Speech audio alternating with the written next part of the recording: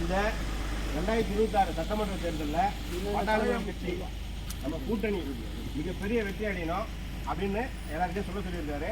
என்னன்னா நமக்கு இந்த திமுக ஆட்சியில் என்னென்ன துரோகங்கள்லாம் இழைக்கப்பட்டது அதை ஒரு வீடு தோறும் போய் சொல்லியிருக்காரு.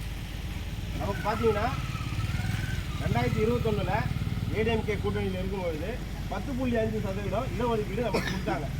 அந்த 10.5% இடஒதுக்கீடு இன்னைக்கு நமக்கு இருந்ததுன்னா இந்த 5 வருஷத்துல நம்ம நம்ம நம்ம சொந்தங்கள் நம்ம பிள்ளைகள் எல்லாம் ஒரு அரசாங்க வேலைக்கும் நல்ல படிப்புக்கும் படிச்சிருக்க முடியும். இதனால இந்த 10.5% இடஒதுக்கீடு பார்த்தீங்கன்னா திமுக ஆட்சிக்கு வந்த உடனே அவங்களுடைய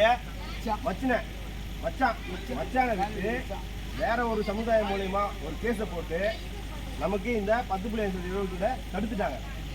இதுக்காக நம்ம சின்னையா மிகப்பெரிய போராட்டம் நடத்தி சட்ட போராட்டம் நடத்தி உச்ச நீதிமன்றம் வரைக்கும் போயிட்டு உச்ச நீதிமன்றத்தில் இந்த சமுதாயத்துக்கு இடஒதுக்கீடு தனியாக கொடுக்கக்கூடாது, 10.5% கொடுக்கூடாதுன்னு சொல்லிட்டு திமுக ஆட்சி நேரடியாக இல்லாமல் மறைமுகமாக பின்வாசல் அவங்க புத்தியாக தான் பின்வாசல் இருந்தால் நம்மளை தாக்க முடியும், நேருக்கு நேராக நம்மளை தாக்க முடியாது. பின்வாசல் வழியாக போயிட்டு இந்த ஜனங்களுக்கு கொடுக்கவே கூடாதுன்னு சொல்லிட்டு அவங்க பாதித்து அவ்வளோ பிரச்சனை பண்ணாங்க. இருந்தாலும் நம்ம வழக்கறிஞர்கள்லாம் போயிட்டு உச்ச நீதிமன்றத்தில் சரியாக வாதாடி கொடுக்க முடியாதுன்னு சொல்லக்கூடாது, நீங்கள் கொடுக்கணும், ஆனால் தரவுகளை திரட்டி கொடுக்கணும் அப்படின்னு சொல்லிட்டு உச்ச நீதிமன்றம் தீர்ப்பு கொடுத்து